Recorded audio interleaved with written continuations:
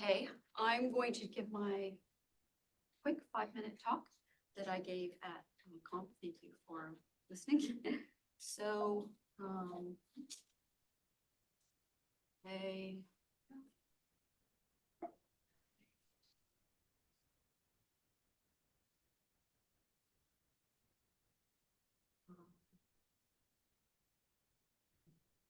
I'm looking for, where's that? Oh, there it is, right. All right, rev up your searches with this one trick. So I'm a production engineer at Yahoo. So has this ever happened to you? You're running this search and it's stuck waiting for one indexer to return the results. So what might you be able to do? Well, you could try slow peer disconnect. So slow peer disconnect is a mechanism that Splunk offers so that you can not include the results from slow indexers when most of the indexers have already returned their results. So what you're doing is you are trading the fidelity of the search results, because it's not going to include that slow indexer, but your searches are going to be sped up. So when can you use slow peer disconnect? So in large Splunk clusters, you might hit a hardware error. And until that indexer is removed from the cluster, searches can suffer waiting on this one single pair. So you could use slow peer disconnect to be able to return their search results to the user. So how do you configure slow peer disconnect? So what you do is you edit your limits.conf, you add a stanza, slow peer disconnect, and you enable it. And there's about 7 other parameters that you can set.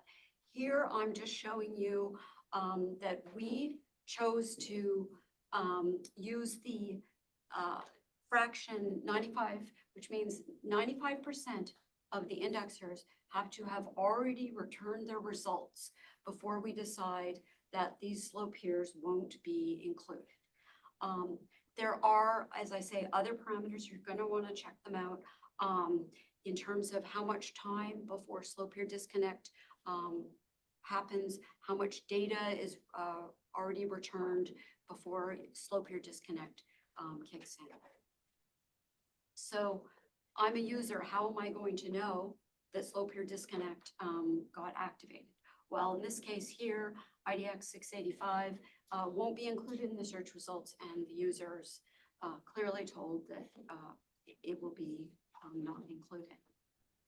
So as an admin, you are going to want to know when slow peer disconnect is happening. You're going to want to have some kind of monitoring to see how often a particular search pair is not getting included, is being included, and it's being affected by slow peer disconnect. How many peers are actually affected by it? Maybe you're going to want to know over time, because maybe that has some bearing on the search results for some reason. So in order to do that dashboard, what you have to do is you have to ingest the search.log that's in your search artifacts. And on the left, I show the actual error that you will see in the search.log, and it tells you that slow peer disconnect took effect. And then this is just a glimpse into what your props, you're going to not want to ingest all search.log because it would be a lot of data. And so perhaps you're just going to want to have the warnings and errors. So it's just something you're going to want to add some props for that. Oh, sorry, that was that slide there. And transforms, and it's a little more complicated than this because there's a lot of other things in search.log. But basically you just are going to want to keep a minimal amount of warnings and errors. So in a nutshell, you can speed up your searches. It's good when you have these clusters with a lot of indexers, and really you're going to want to monitor the effectiveness with some kind of dashboard to see which peers are being affected. And thank you.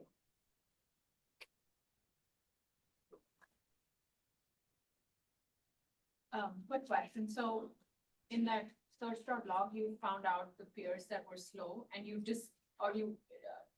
disconnected or did not include them in your dashboard? How, I'm just curious. Oh, so the dashboard,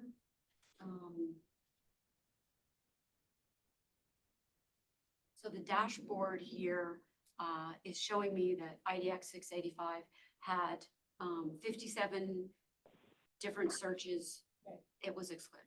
Yeah. And you found this in your search.log? Yes. So right here on this slide, the one on the left, in search.log, it says slow peer disconnect, and it has the name of the peer.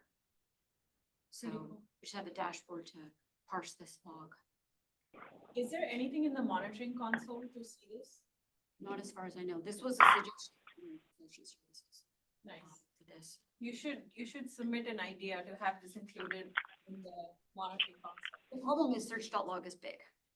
And, I have a related question, because I have several standalone instances where I noticed that since 9.1 or something, the search log got ingested without me saying anything. There's a special index, well, not special index, I think it is still in internal, but somehow search.log is available for, at least in some instances, not, I haven't tried every. I don't know, because we kept kept our inputs here, and we send it to a summary. Oh, okay, so you purposely. Yeah, but ingested. before it wasn't So being I adjusted. noticed that in some 9.1, 9.2, they just started to ingest. So that's an interesting thing. I have a question about configuration when you say configure. Is that percentage of index servers, or is it is there some estimation of amount of data? Sorry. Yeah. So my question here is about that percentage configuration. Is it about number of indexers, or is it about some estimation of actual return data? This fraction is 95% of the indexers have to have returned the results before the head will start turning on slow peer disconnect. That is indexer count. Percentage, yeah. Jason, you had a question? Oh, no, it was more of a comment. I Oh. think you may want to double check. I think in more recent Splunk versions, they may have moved or created a new log file called search_messages.log, which has that dispatch com error you were looking for out of the dispatch search.log.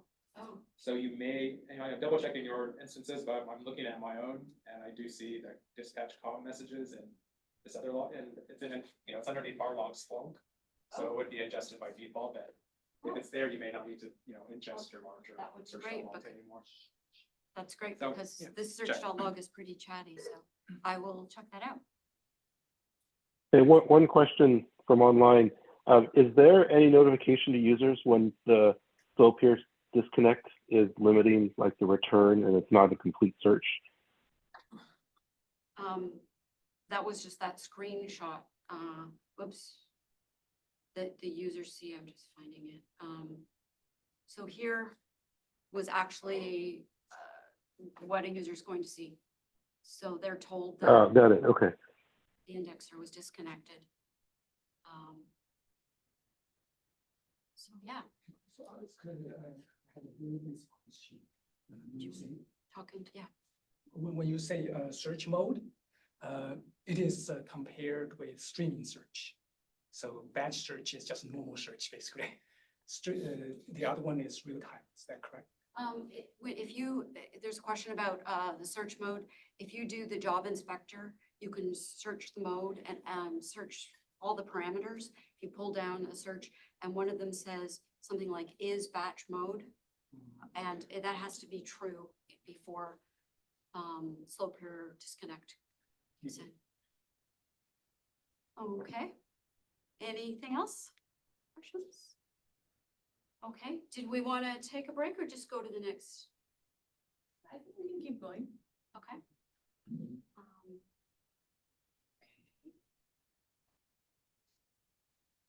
So, Shimon, do you want to hook up your laptop? Yeah.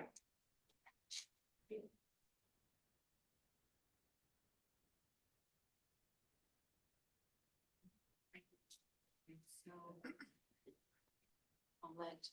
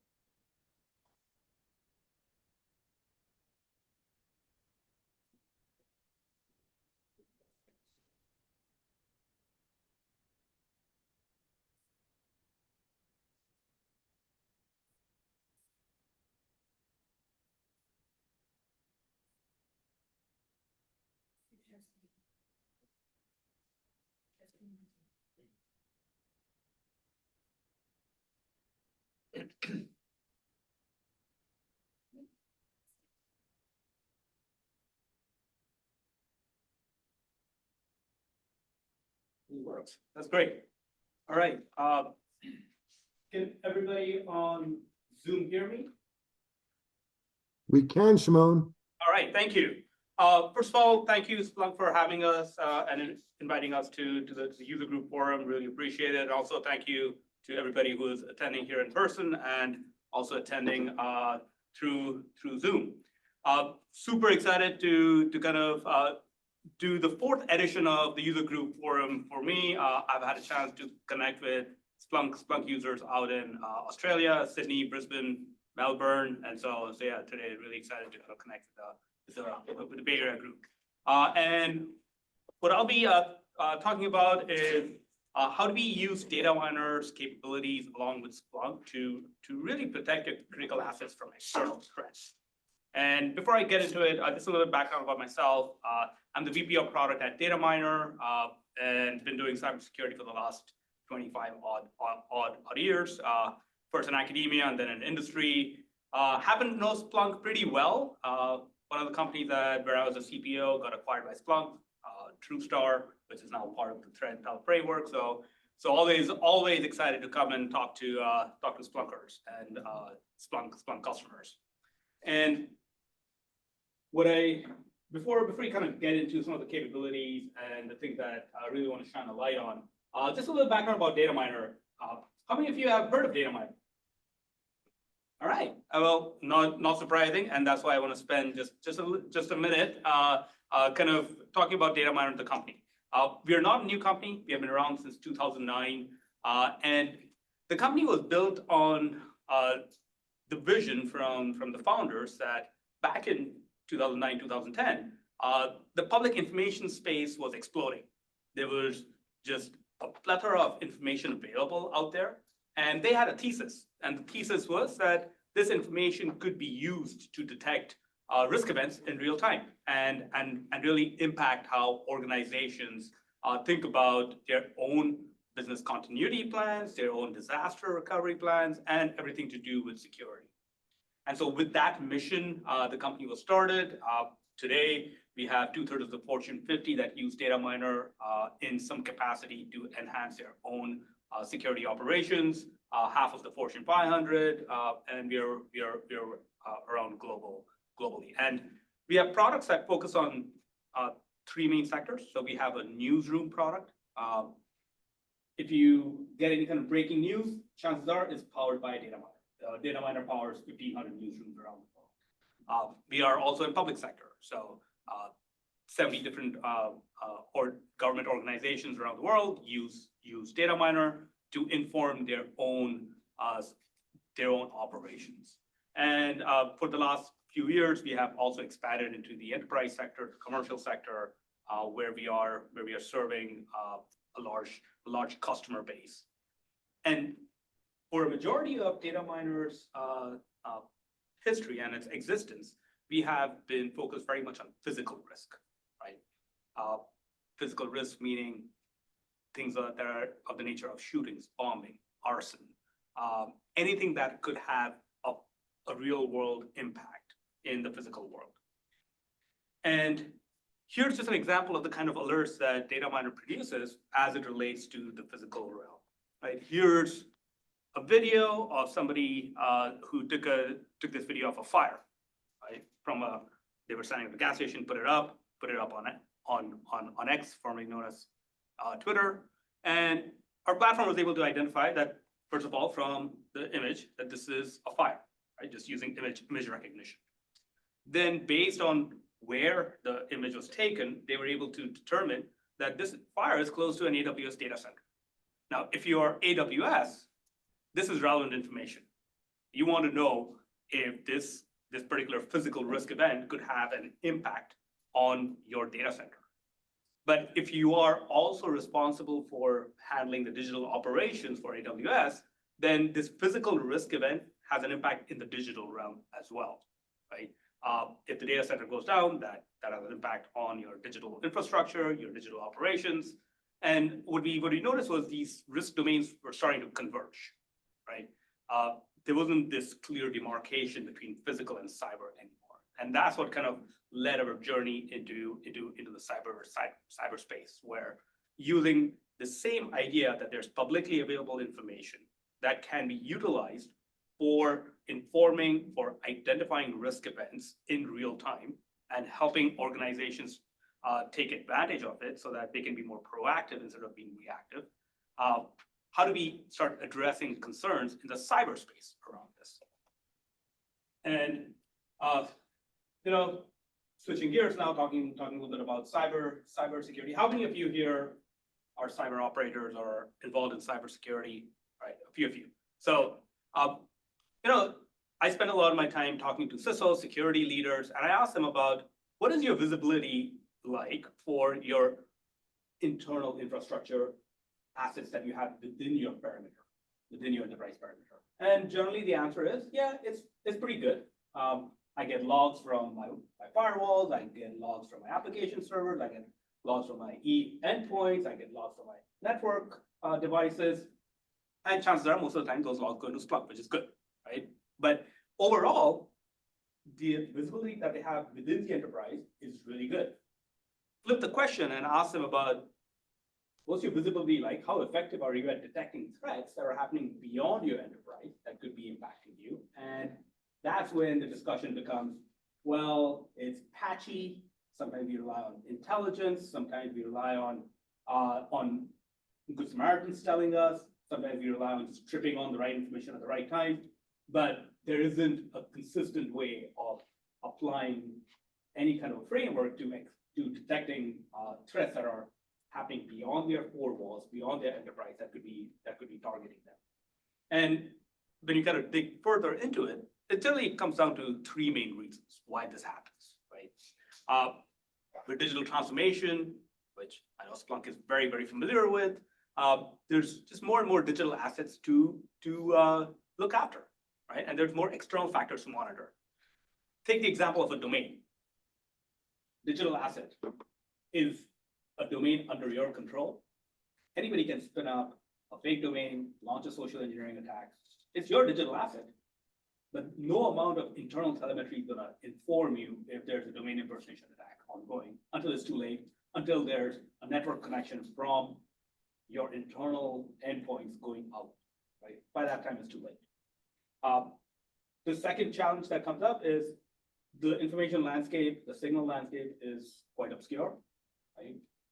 Initially, 10 years ago, there was social media, the dark web, Telegram today, tomorrow it will be something else. So the signal landscape where security leaders do rely on getting signal is just changing, it's dynamic, it's obscure, it's expanding. And then the third big challenge is there's just an increasing volume and frequency of threat activity, right? That was already happening with Gen AI. is just gonna keep increasing, right? Anybody with access to infrastructure could launch a DDoS attack 5 years ago. Today, anybody with access to Gen AI can start launching all kinds of phishing attacks at scale, right? And so the volume and the frequency of threat activity is just increasing. And so this makes it challenging to detect threats that are happening beyond your enterprise perimeter. And I can keep talking about, yes, there's signal out there. There's value in utilizing publicly available information for detecting threats that are targeting you. But let me just walk you through an example, right? Like, let's make this real. So how many are familiar with or were involved or were tracking what was happening with ConnectWise back in February? Big vulnerability disclosure that happened. It made it onto the US CISA's key exploited vulnerability catalog. For those of you not familiar with this catalog, it is run by the Cybersecurity Information and Infrastructure Security Agency. It is supposed to be a public service announcement around any vulnerabilities that could have a massive impact. So when things get onto the CISA's key exploited vulnerability catalog, you want to take notice of it, right? So that happened on February 22nd. A day before that announcement, there were security researchers from this company called Huntress who had already published a proof of concept exploit targeting this vulnerability. So imagine you're an organization that has ConnectWise as part of your technical stack. If you're just relying on CISA, KV, you get to know about it on February 22nd.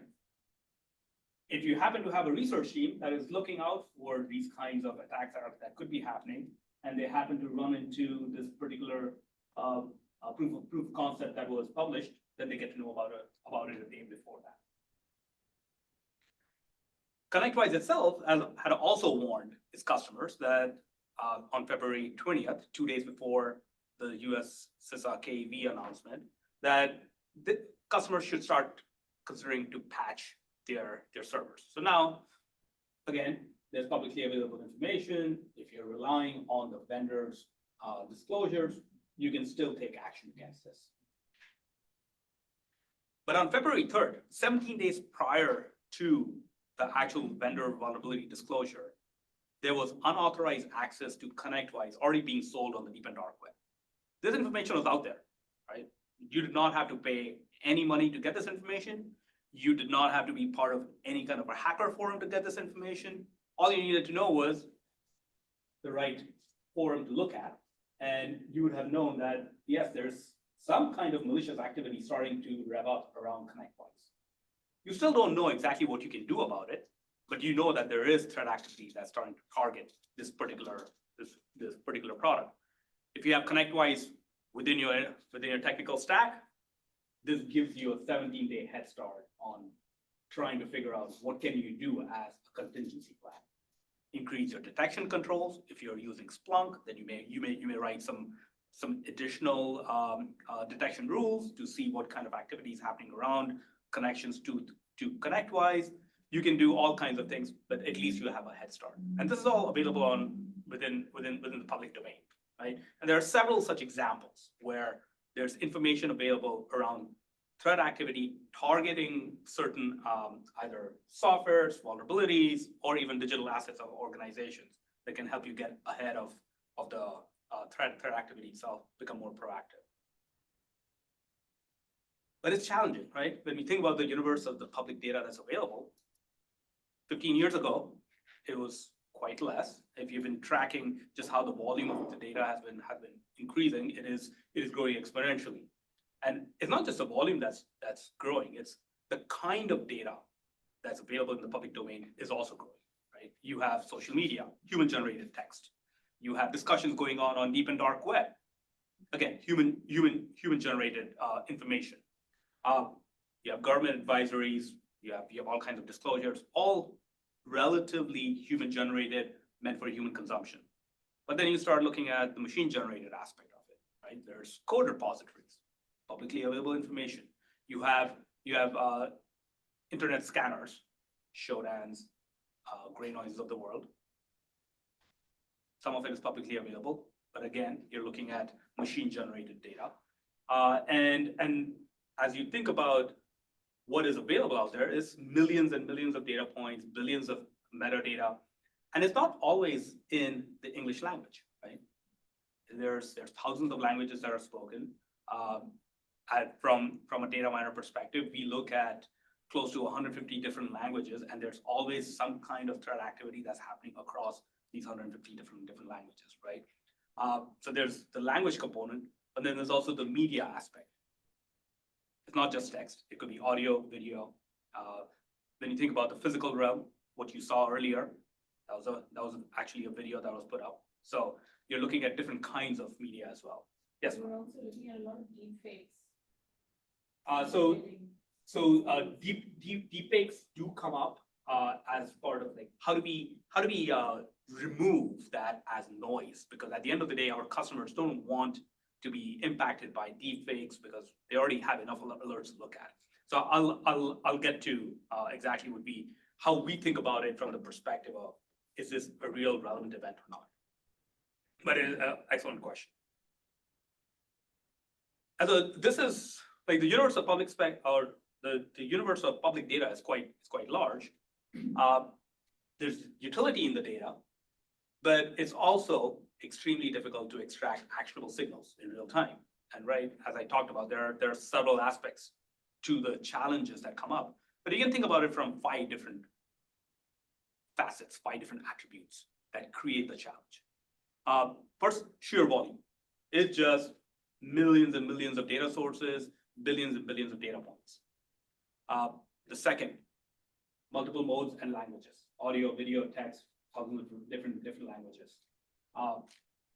Public data is noisy. A lot of it is not relevant. You just need to go on any social media site, and this point will prove itself within like 30 seconds flat. Right? It's just a lot of garbage out there. The fourth aspect, which is often in security, we don't think about it as much as we should, but these security events have a life cycle to them. They happen, they get detected, they catch momentum. There's more and more context available as this event evolves, and then finally it reaches some kind of a stable state, or it gets mitigated or resolved. There's new context available at each point of this life cycle, and to be able to collate this information in real time is challenging. And then there's just varying levels of quality of the different data sources. And so Dataminr believes that AI is the only solution to this public data challenge. And today, you can't walk 5 feet without somebody throwing AI in your face. Absolutely. But when we think about AI, it's for a very, very specific intent towards solving this problem of how do you extract signals from publicly available information. And when we think about it, when we talk about AI, is through the lens of these 5 kind of capabilities. When you have a large volume of data and you're trying to do prediction at large, on large volumes, you need large-scale predictive models. Again, going back to that original video, to be able to say that this is a fire requires a predictive model to be able to do this in real time. That'll be a classic hot dog, not hot dog paradigm, right? To be able to do this across multiple kinds of risk events in the physical domain and the cyber domain. That's where AI can be extremely powerful. The second is multiple modes and languages. Again, computer vision models, being natural language processing, excellent AI capabilities that lend themselves to be able to extract signal from multiple modes of multiple modalities and languages. When you have non-relevant and noisy information, deep learning models can be extremely helpful.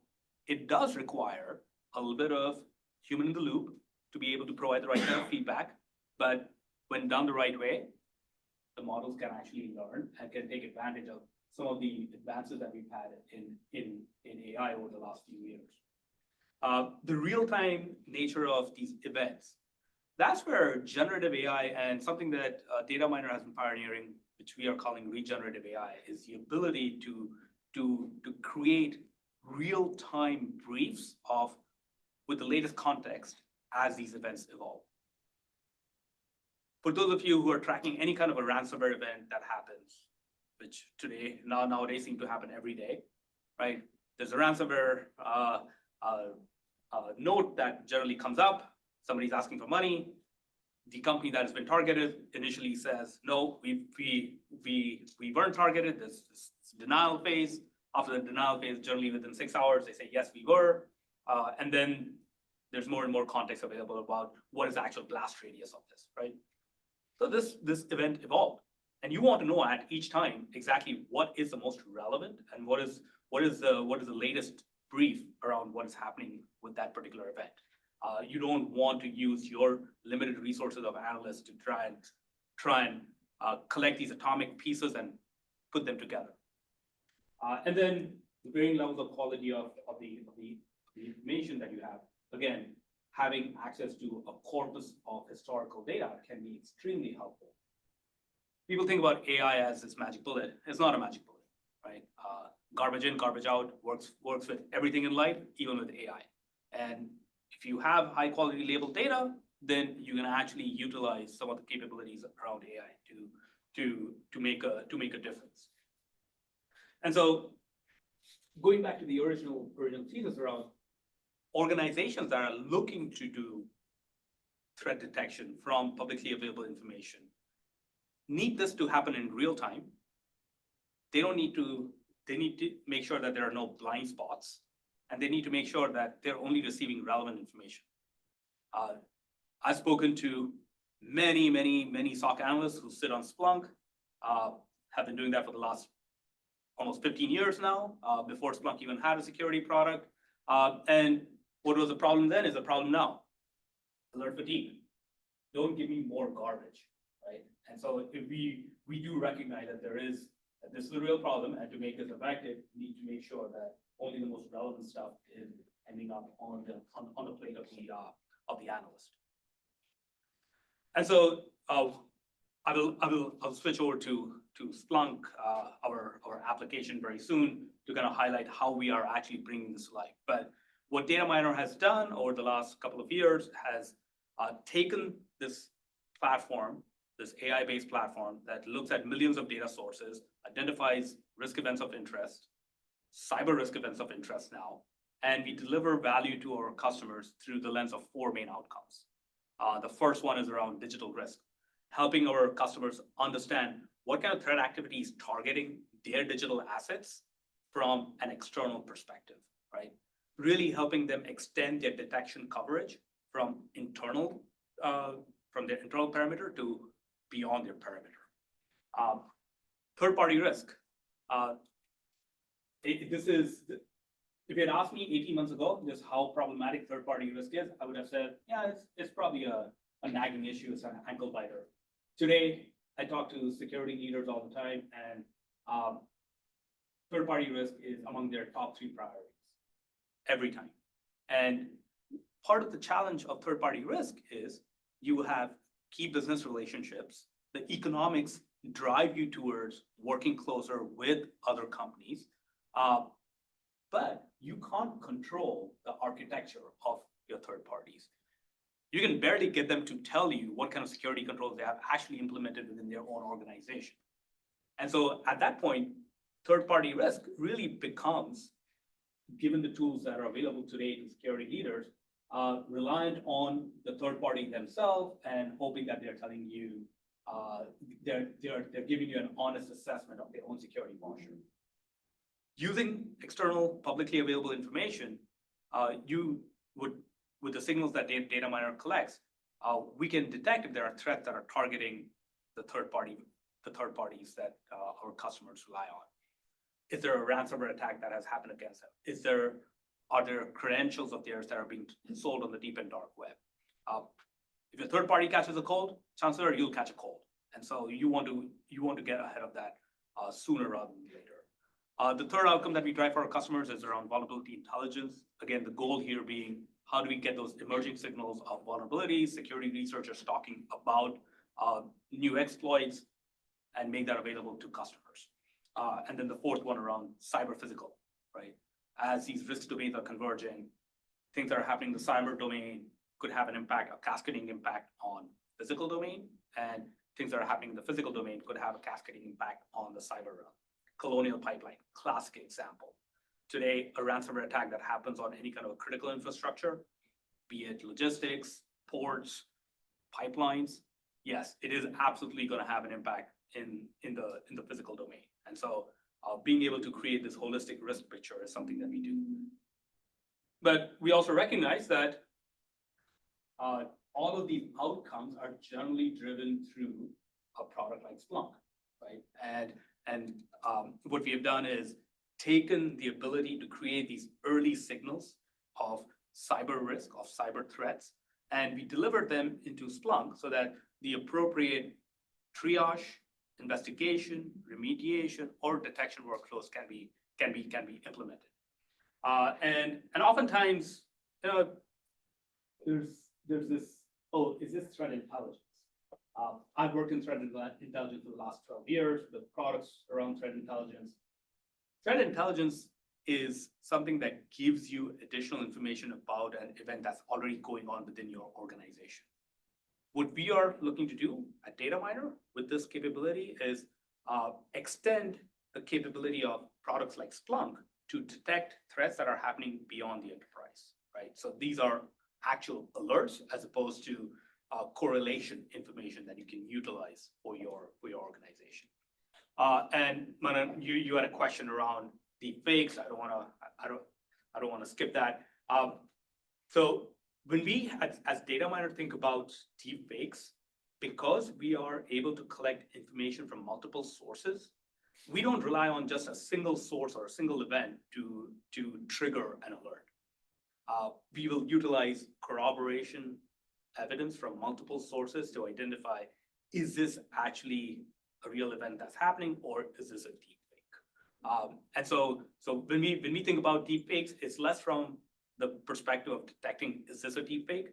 It is more from the perspective of, is this event actually happening or not, given all the signals that you would expect to see around such and such an event. Case in point, a few years ago, there was a picture of the White House on fire, right? Made it onto several news media outlets front pages. A couple of hours later, they all took it down. They rescinded it. They're like, no, this is not happening. We never created an alert around it. Part of the reason being, if the White House is on fire, somebody's going to be putting up images on social media. There's always tons of people around the White House. There's going to be emergency responder calls happening, which is publicly available information. And if you don't see that corroborating evidence, then there's no need to create an alert around it. And so that's basically how we think about the efficacy of the information. Any other questions? All right, demo time. Enough slides. Let's go see how this becomes real.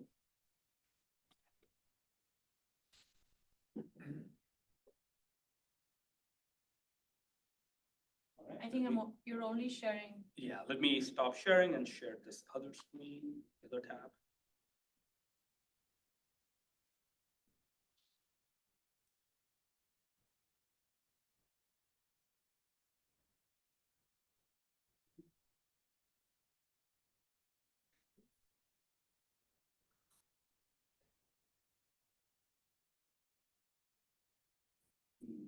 Zoom menu bar is covering some of the tabs that I want to change.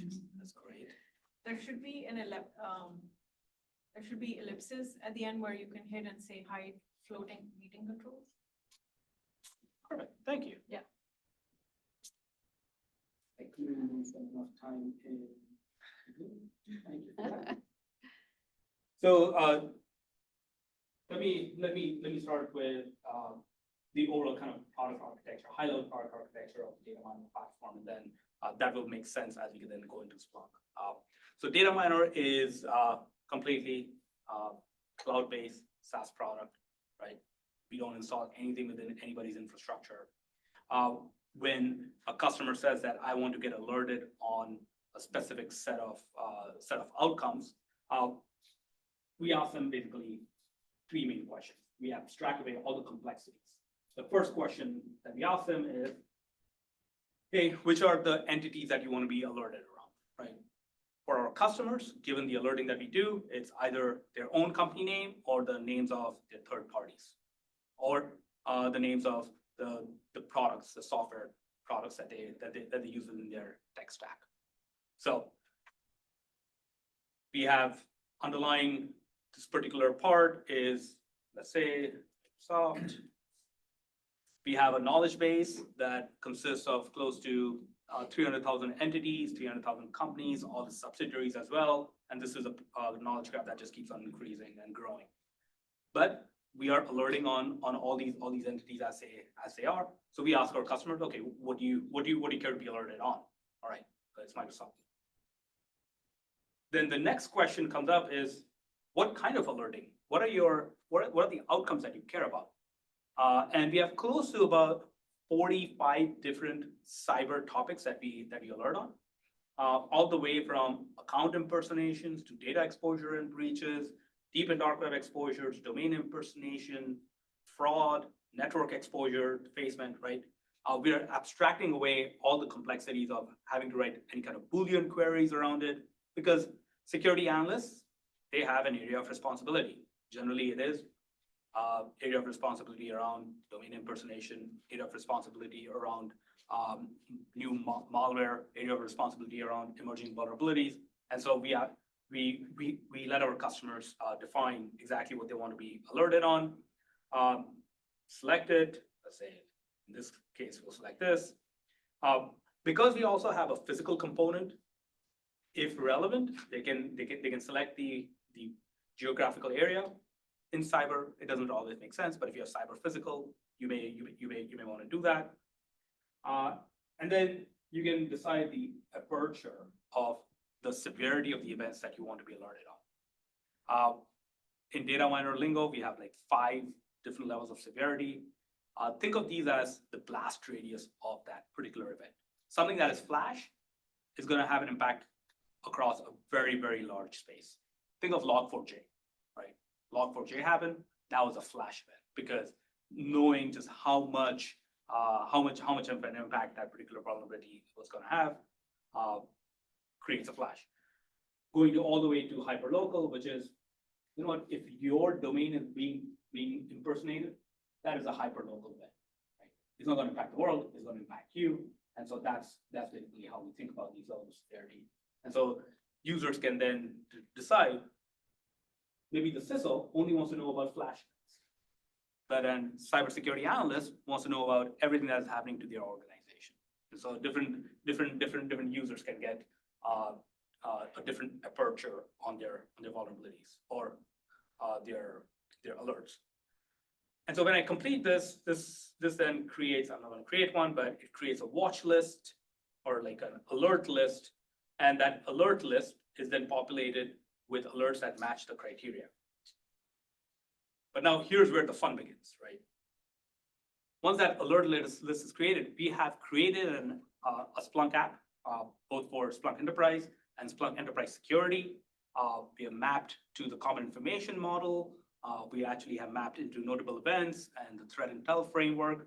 So it just flows into Splunk. But let's say I'm a SOC manager, right? I'll take on the persona. SOC manager, I'm trying to get just a high level understanding of what kind of threat activity, what kind of alerts are impacting my organization and area of responsibility. And we have an out of the box dashboard that tells you what you're seeing here are all of the cyber alerts, but you can imagine you have a watch list that's only focused on your organization.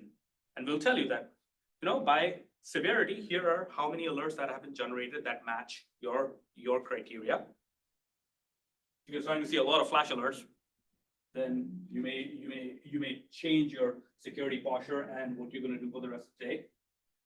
We also give you a high-level breakdown of how many of these alerts map to the different companies, right? And so again, if these companies happen to be your third parties, that's something that you want to know. Is there a specific company that's starting to account for a larger number of alerts? We give you trend lines, and because of the physical nature, we also bring you alerts that are happening that are physical in nature and overlay them on a map. And you might be wondering, like, oh my God, like why is there this dot in the middle of the ocean? Well, we bring in information from ship navigation transponders. And so we have information about what's happening in the maritime world as well. It's not just what's happening on land, right? The physical nature of this extends into maritime as well. And then just a quick overview of the different alerts that have come in. So from a SOC manager perspective, this is going to be a high level overview. Now, let's say I'm a security analyst. I'm in the trenches. My area of responsibility is, hey, Shimon, you're supposed to look after what's happening to our third parties or key third parties, right? If something bad starts happening, you either need to investigate it, escalate it, bring in the right folks. So here's a watch list that I've set up, which is around just software products that I have simulated, that these are the software products that I have within my enterprise infrastructure. And so we have another out-of-the-box dashboard that gives you a breakdown of alerts that have been generated for these different organizations, right? All of these are software vendors or providing some kind of an infrastructure service to my company. And again, if I start seeing like, oh, okay, a lot of stuff happening around Oracle, and if I happen to have a architecture that is very Java reliant, then I may take some different action based on this. We also give you a view of what are the different threat actors that have been associated. Now, we don't always know if there's a specific threat actor associated with the threat activity, but when we do, we create that correlation as well. And then from a third-party perspective, I want to know what is an actual cyber risk event, cyber threat activity that is impacting this third party. Is it data exposure and breaches, right? Is it doxing and leaked credentials style events that are happening? Are these domain impersonation attacks that we are starting to see against our third parties? Or are these account impersonations on social media? Because each one of these is an entry point into your organization if it's impacting your third party. And so from that perspective, I, as an analyst, can quickly look at this and decide if I need to take further action on it. Let me just double click into, I know this might be a little small, so apologies for this. Hey, Shimon, a quick question. Yeah. So the previous geo maps, what you showed, were they part of, are those Splunk dashboards or those are your dashboards? So we have built into our app the ability to overlay physical alerts into Splunk, and so that's basically a capability that we've embedded But into when our you app. say your app, it still runs as part of Splunk? Oh yeah, absolutely. It still runs natively in Splunk. It's just a private app or something? Yeah, it's just the Dataminr app that you can download. And something that I didn't mention earlier on that I should have. Splunk's physical security team uses Dataminr to secure its physical location. So there's somebody from Splunk's physical security team that is monitoring what's happening to this location. And if there's some kind of a physical event that happens that could be impacting this particular location, Dataminr is one of the tools that will help inform them, right? But in this case, let's just look at this particular domain impersonation, right? I have a ServiceNow instance. ServiceNow is part of my enterprise stack, and we have detected that there's a potential ServiceNow domain impersonation that has been detected on Dropbox.com. All right, that's interesting. Let's see what that is.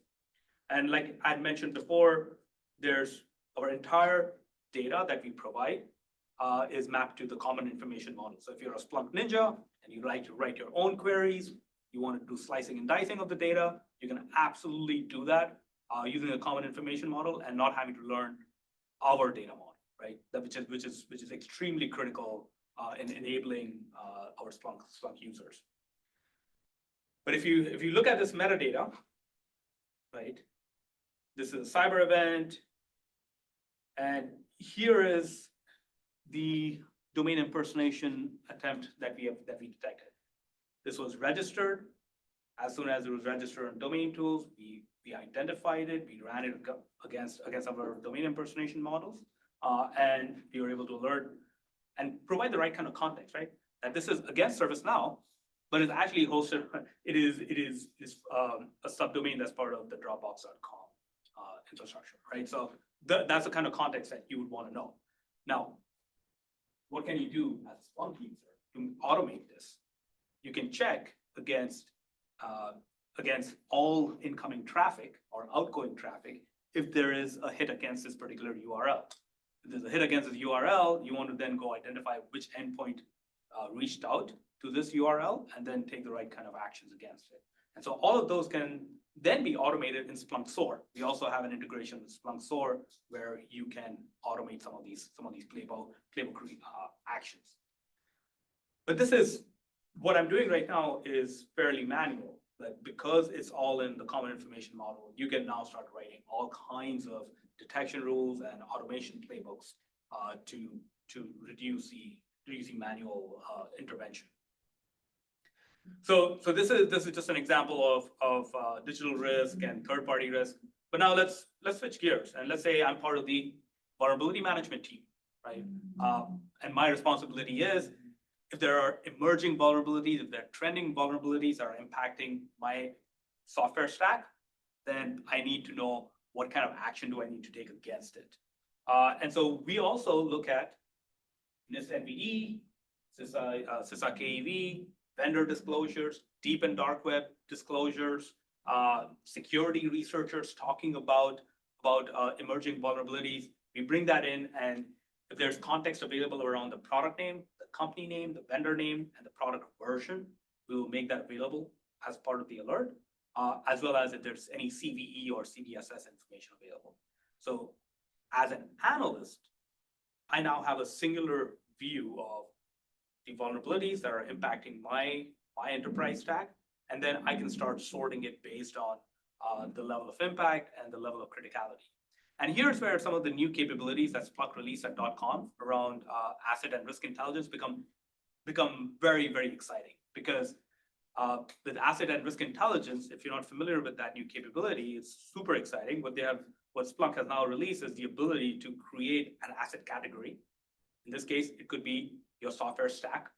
And once you have that asset category, you can then start utilizing information from products like Dataminr to say, if there's a vulnerability that is being discussed on a deep and dark web, that is part of my asset and risk intelligence categories, then I should either increase the amount of risk associated with it, or send off an email, create the right kind of workflow around it.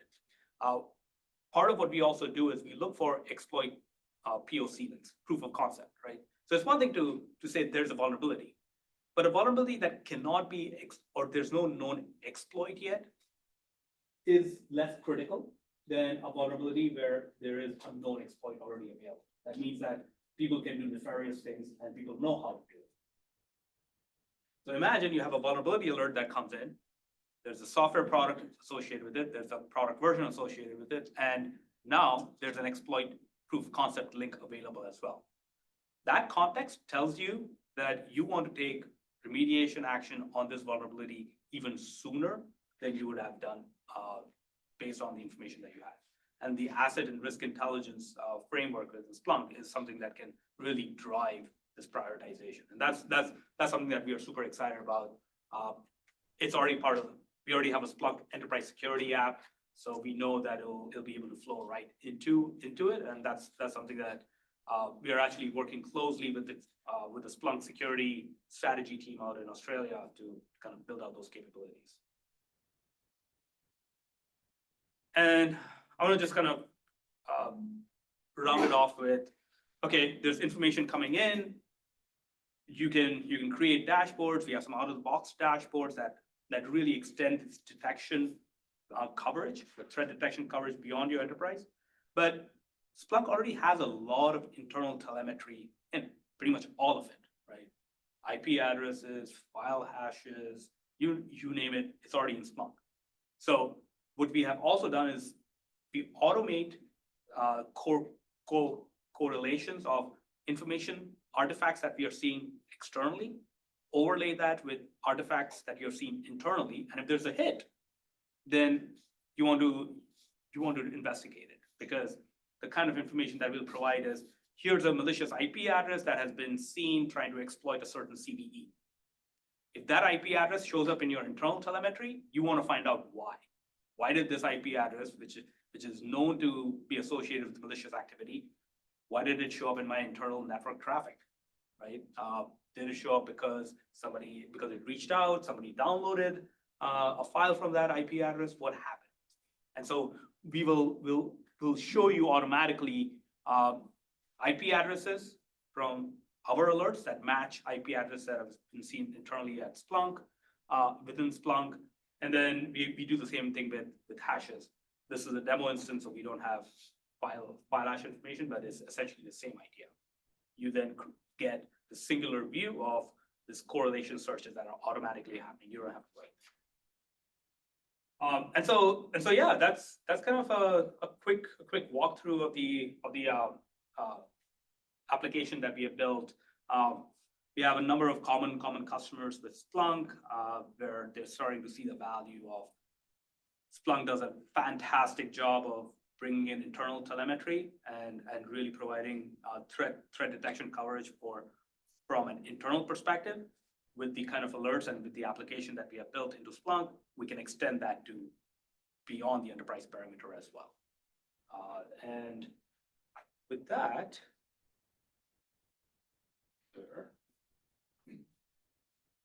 So Shimon, how do you guys monetize this?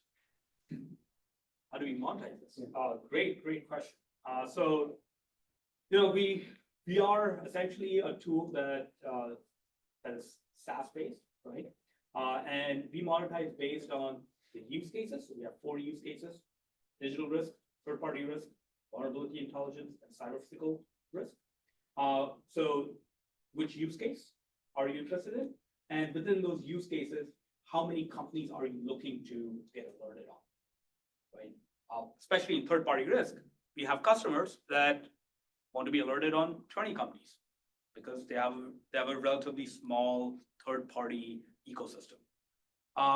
We have customers who have 1,000 key business partners, right?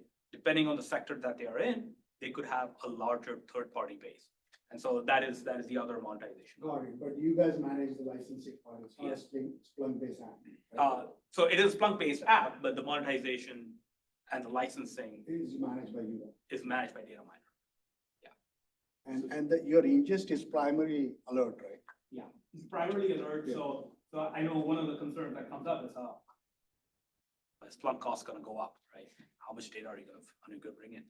We are an alerting platform. We are not an intelligence platform, which means that we are already doing all the work of identifying what is relevant to you and only delivering things that matter to you, right? And so generally our customers, they're not inundated with gigabytes of data. It's like literally megs of data. Gotcha. And all the correlation and all happens within Splunk. All correlation and everything happens within Splunk, especially the one that I showed, which was this IOC overview, right? Here's where the actual correlation happens. But because, like I mentioned, we map to the common information model. If you want to write your own dashboards, you can do that very easily. If you want to write your own detection rules, you can do that very easily. If you want to write your own correlation rules, you can do that very easily, right? It is meant to work in a way where it does not become another in-your-face tool. It just blends into your Splunk workflow. Can you comment on, say, Splunk versus non-Splunk, competitive landscape? What advantages, disadvantages? In terms of the enablement? Basically, yeah, I want to hear about, say, you pull your data into Splunk, Yeah. versus pull your data into other, stuff. Yeah.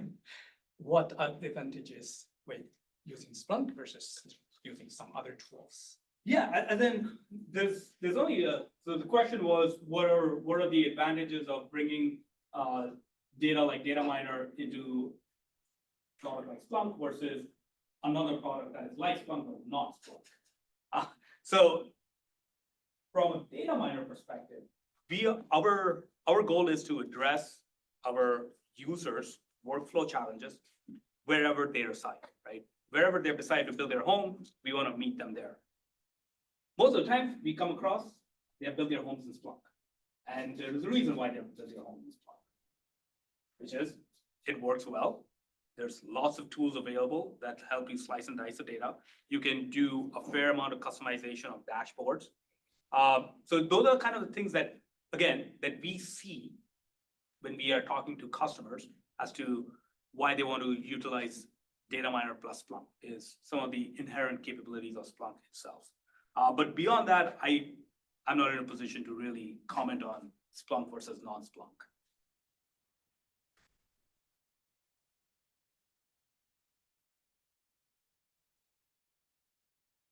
Any other questions?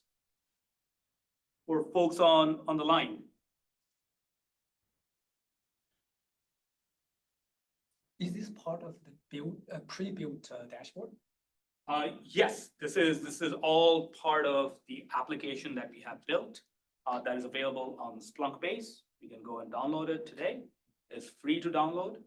But you need the API key to actually pull the data from Dataminr. But yes, it is something that is available on Splunk base.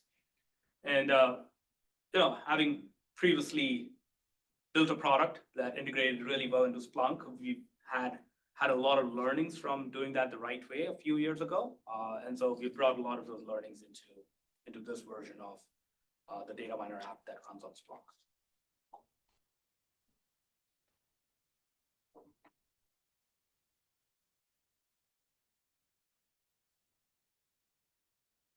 Right. Well, again, thank you all. And I'm trying to find where did that? I'm looking for the tools panel. Oh, you want to bring it back? Yeah, to switch screens. Maybe stop sharing and then. So on the top, you should stop. Or I can hit that for you. Thank you. Thank you for that assist. Excellent, Shimon. Thank you so much. That was awesome. Yeah, and I'm gonna go in slide share mode. If you have questions, please feel free to reach out. Happy to answer them. We'll be for the folks who are here. We'll be around for a little bit. Sarah Hellstrom's a colleague of mine, from Dataminr as well. So we'll be happy to answer any questions to the folks who are here. But yeah, please feel free to reach out, and you can get more information at dataminr.com as well. And we are at .conf. We are going to be at .conf down in the ANZ region as well. That's happening shortly, and we'll be at Black Hat as well. So. Awesome. Thank you so much.